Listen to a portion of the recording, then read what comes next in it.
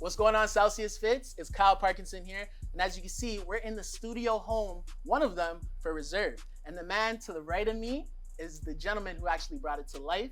Ladies and gentlemen, we have Omar Abul Ata. How you doing? How's it Pleasure going, to man? see you. Pleasure to meet you. Pleasure to meet you. Thank you. Thank you for having us here. I gotta say, I'm loving the fit already. I'm loving the green tone. Thank you. It's looking perfect. Yeah, so I got on a Cost jacket. Don't remember the season, 2019 potentially. Okay. We got on some Spencer Badus over here, little Reserve chain, got to represent, and we got the Wales Bonner Adidas right here. I'm loving the fit. Yes, sir. I'm loving it. Thank you. I know you're getting a lot of compliments on the street about it too. No, thank you for sure. Okay, so Omar, you know where I got to start off. We got to start off when it comes to Reserve. You got the app, you got the online website. So how did this all come to process? How did you conceptualize Reserve? Yeah, so to give you guys context on Reserve itself, Reserve is an exclusive industry-only marketplace for editorial fashion rentals. So you need to be a photographer, stylist, producer, or director, and you rent clothes for photo shoots, music videos, events, editorial, you name it. On the listing side, we have independent designers, resellers, and showroom, while we act as the middleman and website between A and B. So imagine Airbnb and Grailed had a baby. We're a digital showroom for styling posts. Wow. Yes, sir. So in terms of how it all came about, I come from a luxury retail background, worked in retail for many years, studied retail management at TMU, Toronto Metropolitan University. And throughout my time during those years, I got exposed to the world of styling, a lot of how fashion works and the ins and outs of it. And then I unfortunately, or not unfortunately, but I graduated during COVID. So at the time, my retail skills no longer meant anything. And it was a conversation of what's happening with the world, where are we going next? And I figured everybody needs a website. So let me pick up a digital skill, kind of make sure that I can ride the wave of whatever's next to come. And so I did this UX and UI design diploma. It was user experience and user interface design. It was with this company called BrainStation. It was a 12-week course, essentially 0 to hero. 400 hours over 12 weeks, you are now a designer. And Reserve was my personal project for that course. So at the very beginning, it was just a conversation of wanting to mix my fashion and new picked up tech skill. In terms of how the styling and digital showroom really came about was I had a lot of friends that were stylists. It's a very time and resource intensive world. You need to have a lot of connections. You need to have a good network. And above anything, there's a lot of time and resources in terms of physically pulling and sourcing clothing. So on the other hand as well, I've been on the retail side for many years, where I've dealt with stylist returns at places like COS, The Bay, H&M, any of these big box retailers. And as a retail employee, it would not only mess up my day, but I'd spend hours retagging and remerchandising. It would mess up my sales for the week, my inventory. So kind of noticed the problem on both sides, decided to put 2 and 2 together, and here we are with Reserve. Yep, exactly. Yes, I love sir. how you kind of put it together, just saying if you combine Airbnb with Grailed, boom, you have Reserve. That is the best way to actually sum it all up. No, for thank sure, you. For sure. And when you went through the whole development process when creating the app, were there any blueprints or kind of like inspirations that kind of caught your mind when you were developing the whole process? So when it comes to interface design, something that's super important to really like take in and be aware of is you're not reinventing the wheel. If something is working, it works there for a reason. So you can take, for example, the category reel on this platform where you can filter by different categories of the clothing. That's literally straight from YouTube. And then the search functionality was an element from eBay. So kind of taking all these elements from existing interfaces and websites that work for a reason, and then kind of rebranding it to your own liking and fitting your user needs, kind of a thing. So yeah, that's really where it comes from. Obviously, Grailed was a big inspiration. Same with Rent the Runway, same with other platforms. Kind of like I said, you're not reinventing the wheel when it comes to software. It's really a conversation of finding that niche and providing a solution to a problem that is catered to your customers. And then the interface is just simply the vehicle on how that problem is solved. So yeah, that's about it really. That's pretty cool. One thing I also love about Reserve is how you really focused in on the niche of it. Yeah. So during the whole creation process as well, during the development process, was there any kind of like hard developments that kind of went through it as well? Definitely. So I come from a completely non-technical background. Didn't know what a single line of code was, didn't know what a tech company was or a startup or any of that beginning of this journey. So like development aside, there's also running the business. Mm. And obviously when I'm on my own currently, or always have been, and so I haven't had any partners or anything like that. So you're looking at the whole company. I'm legal, accounting, marketing, finance, fundraising, the whole nine.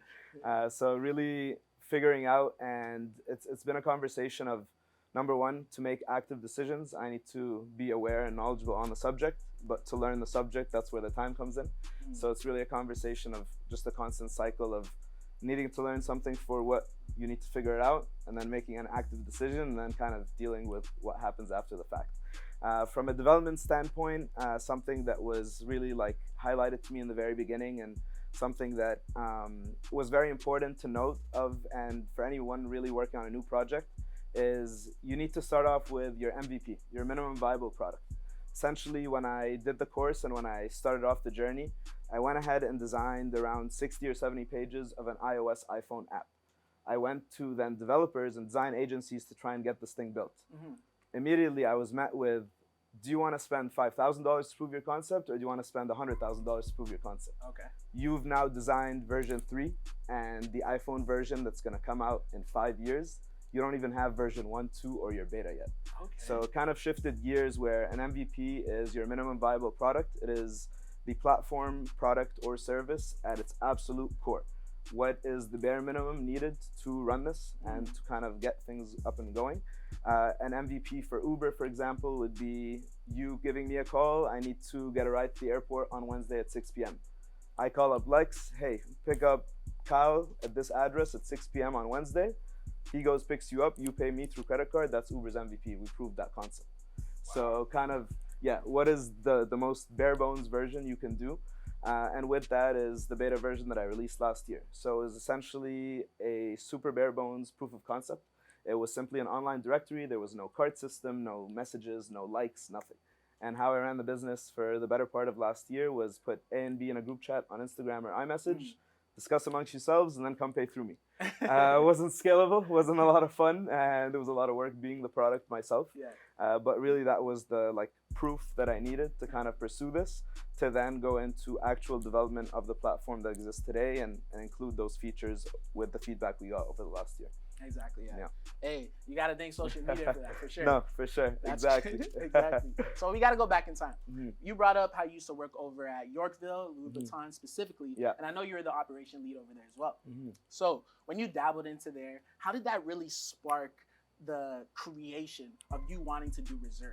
So it wasn't really so much Reserve at the time, because Reserve kind of happened 6 months after me leaving the retail world. Yeah. But really one of the biggest takeaways from Louis was, number one, just the level of clienteling and customer service. That's really where I learned how to build a relationship and how to build a relationship over long term. The level of detail that is provided at those stores and given to those customers, it's like you need to be aware of their spouse's birthday and their mother-in-law's birthday and their kids and any anniversaries, whether or not they celebrate Christmas, because at the end of the day, these are all touch points on when they can sell you an item. Mm-hmm. And even though it is kind of, very capitalistic in a way, it is a touch point to maintain a relationship. So through Louis Vuitton, there were multiple times where I went and got a cake for a customer that was coming in that day because it was their birthday. Yeah. And it's these little details that kind of really spoke to me. So moving forward, in terms even of my own networking, every year, I personally don't celebrate Christmas. 24th and 25th, I will sit there and I will message every single person in my contact list, Merry Christmas and Happy New Year. Okay. Through that message alone has turned into business, has turned into friendships, has turned into many things. And I think a lot of people just don't realize that that human element of things is so important. So yeah, shout out my time at Louis for kind of really grasping on how to build a relationship and how to build a network. No, I love that for you. Building a relationship and also networking is definitely a key point, not only in the fashion industry, but I feel any industry that you walk into, you have to have that, you know? And now with Reserve, before you're actually doing a little rebranding, and now you're actually relaunched it not too long ago too. Exactly. So now it's relaunched to version 2. Yeah. So what do you think are kind of your short-term and long-term goals now? Yeah. So when I say short-term goals, I'm talking 1 to 2 years. That's really the short term in terms of tech and in terms of launching a product, getting things going. My number one goal for the short term is to essentially recreate what we did here in Toronto and every major city that we can as quick as possible. Really foster that community. We recently did an event where we brought on Lexinator. We brought on his studio home, onto the platform, and we're now essentially running the entire platform via Reserve. So through that, we did an open call to photographers, stylists, and models in the city. We're paying for the studio and the clothes. Come shoot whatever you like. The event ended up going viral. We did 350 people over a 2-day period, and it was really beautiful to see what was created in the room. We did around 100 photo shoots in 24 hours, all completely user-generated and community-made and driven, essentially. So it was really crazy to just see like what the possibilities are when people are given these resources to, number one, meet one another, but also create in a safe space. So yeah, ideally would love to recreate this in New York and LA, really build out our base and get a consistent customer base and user base going.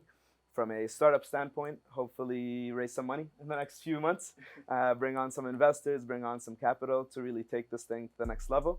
And then in terms of my long-term goals, these are your 5 to 10.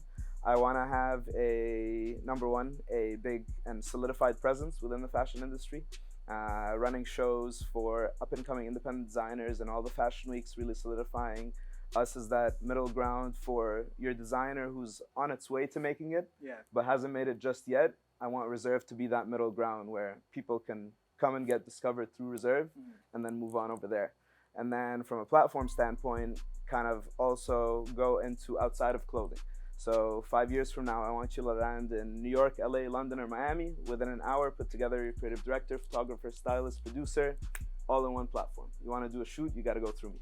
Exactly. That is the plan. Exactly. Yes, sir. No, that's amazing. Because literally you're on the right path right now. And I feel every fashion enthusiast, not even in the city of Toronto, but around the world, already know what's being set in stone here with Reserve. I hope so. That's the plan. Exactly. So yes, we got to transition back to when COVID hit. I know you were doing the UI and UX diploma during that time, correct? Exactly. So when you were doing the UI course, how did that kind of transpond to what you were taking over at TMU with the retail management? So to be completely honest, I feel like it was one of the best transitions for me, in the sense of studying retail and working in retail for many years. It's a very customer-centric approach when it comes to everything. At the end of the day, the customer is the most important. How are you creating an experience and curating an experience for said customer? And are they walking away happy or not?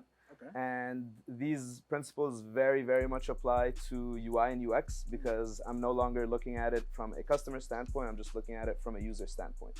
So when it came to creating Reserve, for example, or any project moving forward, your primary persona and who this person that you've created it for is so very important.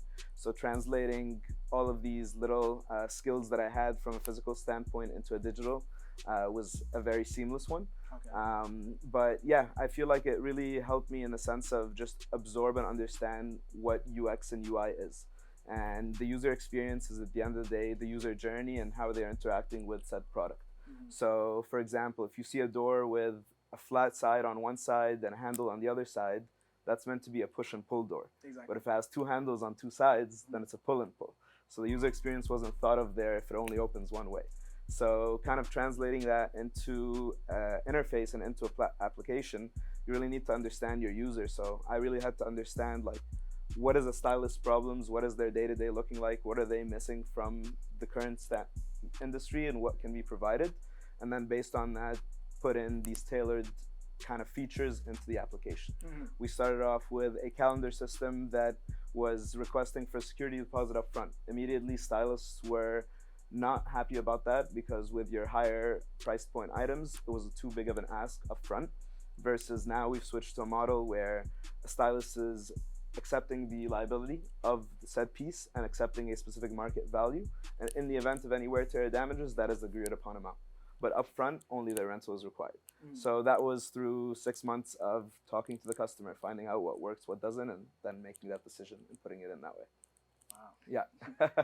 And I got to tell you, with Reserve, I feel like when I heard about it, when I first came across it, it was just mind-blowing to me. Thank you. And it was something that we really needed. And just for you to make it come to life is insane. So why do you feel that this app, and like with reserve going on right now. Yeah. Why do you feel it was the exact thing that was missing in the fashion industry? So on one hand, like no one really is hitting the space. From a competitor standpoint, I do have competitors in the physical space, whether it be showrooms or styling agencies. Yeah. But no one's really went after this niche from a digital standpoint. So I'm really the only one there.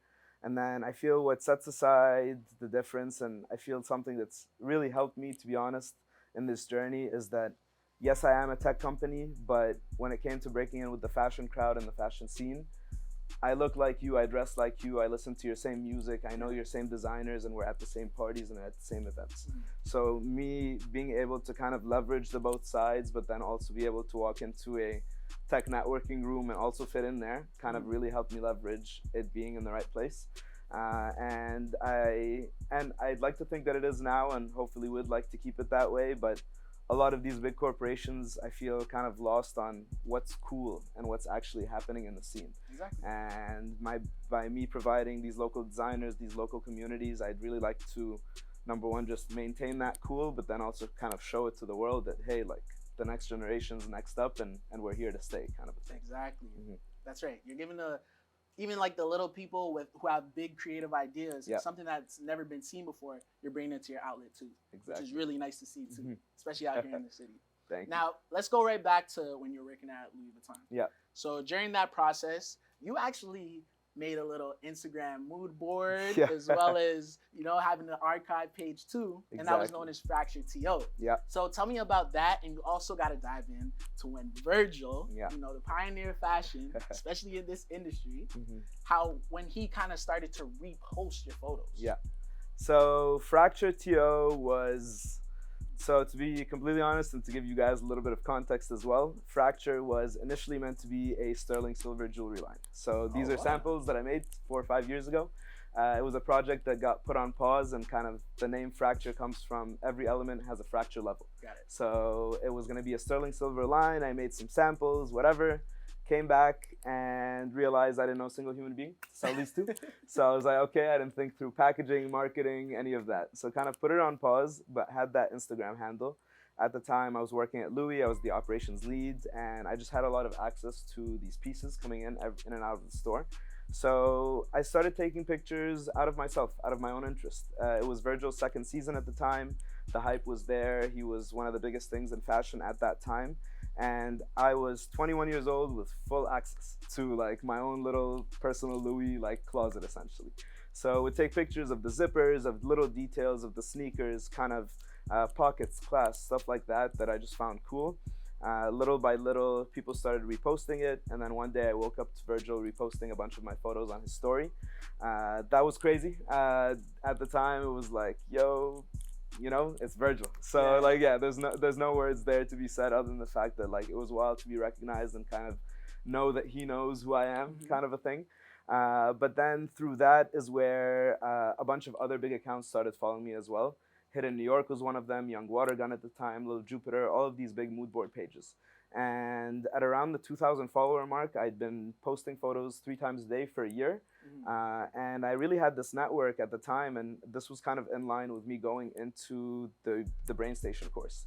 So went into the BrainStation course, now came up with this thing.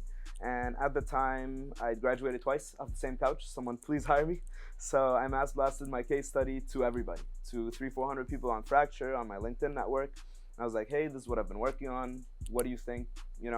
And through that was the initial validation of kind of like what got me to pick up Reserve and get things going. But then Fracture was my foot in the door in the industry. I came in here, no connections, no friends, no anything. And through that Instagram page is where I built my entire network. It allowed me to DM different creatives, different people in the scene, in the industry, and get them to actually respond. Number one, there was that mutual factor of them seeing a bunch of people mutual, but then also the page was aesthetically pleasing, had that follower count. So yeah, through that was kind of like, hey, I'm working on this app. This is my thing. Would you like to get on a call? That built my initial network, and Fracture really served its purpose in the sense of getting me to New York. It built it out over my time here, and during my time here in Toronto when I was building out, it was COVID. So I was literally like locked in my room for about 1.5 years. Fracture served its purpose. It took me to New York, allowed me to make those first few meetings in the very beginning. And that first month there, I was introducing people with Fracture. And then about a month in, I realized, I was like, okay, I'm now the brand. It's no longer this anonymous page. Exactly. People are now remembering who I am and what it is, so kind of shifted gears. And yeah, kind of just switched things over. It served its purpose and getting me to New York. It's opened so many doors for me through Fracture. I worked with Lil Baby, with Stunna for Vegas, Ferg's team, a bunch of people. And it was just all through DMs in the very beginning. And that's how I brought on all my vendors and stuff. So yeah, I used it as a stepping stone, but one day we'll get back to it and revisit it. That's really cool. No. Yes, So I gotta ask you, moving forward, now that you got Reserve, and there's gonna be young creators who are looking at what you're doing as well, what advice and type of inspiration can you give to young creatives who are trying to break through in the fashion industry? So number one, create it. Just straight up make it. You ever walk into a gallery, you see a paint splatter on the wall and be like, yo, I could make that? You know the difference between you and them? They actually just made it, straight up. That's the one piece of advice I'll give, to create as much as you can, to fail as much as you can. I can't even begin to start on the failures that happened over the last year and the learning lessons and the times where it's been like, oh shit, I don't know what to do next, and times where you've been stuck. So the only way to learn is to really just create as much as you can and then fail as much as you can.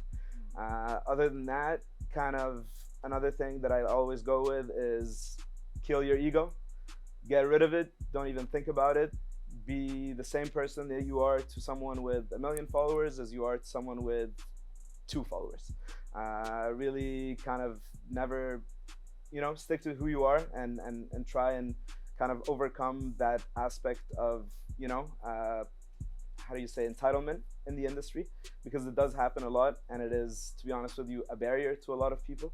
As much as, egos are important and you got to be proud of your work and everything like that, it also comes to a point where you got to open up and you got to meet new people.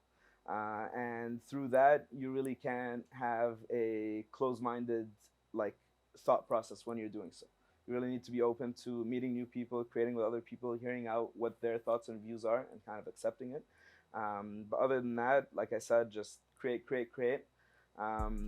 There's so many people that are creative in the world, and there's always room for more. So never feel that you're at a stage where it's something that you have to do tomorrow. It'll happen and it'll come when it comes. But yeah, just create as much as you can, dead that ego, and meet as many people as you can. Because at the end of the day, the more people you know, the more opportunities you have, the more exposure you can have, the more eyes on you. You closing off and sticking to your circle or to your group will, at the end of the day, be okay sometimes, but in the long run will hinder you. So yeah, just be open, create, and yeah, that's all I got for you. Exactly. Create, Yeah. create. Create, Right? create, There's so many social media outlets. Yeah. Create. Exactly. So I want to ask you again. Well, sorry, not again, but I gotta ask you. With fashion always evolving, throughout the years, Yep. 70s, 80s, up till now. Yep. If you were to describe your fashion, how would you describe your fashion? Very comfortable, to be honest with you. Baggy pants, crop tee, a statement jacket of some kind, maybe some statement sneakers. I like to be comfortable. I like to wear what I wear, and at the end of the day, being in this world is super crazy. You need to keep up with the trends. You need to have the brands. You need to have the designer, but you also don't. I'd say take a page out of Lex's book. He's the thrifting king. Okay. Check out his TikTok. You will get some fashion knowledge out of it. That's 1,000,000%. You can layer, you can experiment. Thrifting is my favorite thing when it comes to experimenting and trying new styles, because you can go try an entirely different new wardrobe, look, or even feel with about a $20 spent. So you're not breaking the bank in terms of trying something new to see whether or not it'll work. And then you're also then not contributing to fast fashion and all of these things. With the environment and with everything happening in the world, consumption's been crazy. So if you can buy secondhand, we highly recommend it. And we're in the world of recycling clothing at the end of the day. So that's my two. Okay, I like that. And I gotta ask you one last question as well. A fashion trend that kind of popped off. What do you think was the worst fashion trend? Worst. I don't know about worst, but like I see why it came back. I'm personally not a fan, but like the whole Crocs thing over the last couple of years has been a bit of a crazy one. I won't lie. I won't lie. I agree with you. I'm not a fan of Crocs. It's comfortable It's and cozy, it makes sense. you know? And shout out to Lehi Bamberry for like the fire Crocs. Those were hard. But yeah, bringing back like Crocs on the runway or seeing that with Balenciaga was a bit of a step where that was kind of unexpected for the state of fashion and where we are now, and for the theatricalness of it. It makes sense. But yeah, not a personal fan, but you know, if you rock them, and I know you're comfortable. Okay, exactly. Yes, sir. Let's get into kind of like the little wardrobe that I got picked out. Yes, you know, sir. from here. Hope you guys are loving the fit. Yeah. You know, got So, the little monochrome set. Tell me about it. Yeah, this two-piece monochrome set, along with these pants, this jacket, really our whole outfit and everything in this showroom, is actually now all available through Studio Home via Reserve Market. So we're doing a tiered system here at Lexus Showroom, where it's $100 for one outfit, $250 for three, $400 for five. It's a 3-day rental, unlimited on the designer or style. And it's really a really great price point for you to come and pull clothes for commercial and editorial projects. And then on the flip of that as well, we're doing a 3-month exclusive here at the studio where it's $75 an hour for the space or $150 an hour with the clothes included. So there's not a better deal in the whole country, if not the world. It's really set in this way where, number one, we wanted to give back to the community, allow for younger creatives and people who are still on their way up to kind of have this place at an affordable price point. But then also to open it up for everybody and let people know that, hey, we're now in town, we're here to stay, and we're only just getting started. Only getting started. Yes, sir. That's the best way to put it. Omar, it was a pleasure talking with you. My absolute pleasure. I love how you're shifting the culture out here, especially with the fashion industry. Thank Keep you. it up. And Appreciate you already you, know sir. I'm going to be back getting Yes, some sir. more fits. For Okay? sure. You got it? Thank you. There we have it, guys. I'm Kyle Parkinson. We had some great talks with Omar to the right of me. And hey, when it comes to outfits and fits in general, you know where to come. Okay? Reserve Market. Remember the name. And thanks again. And we'll see you next time.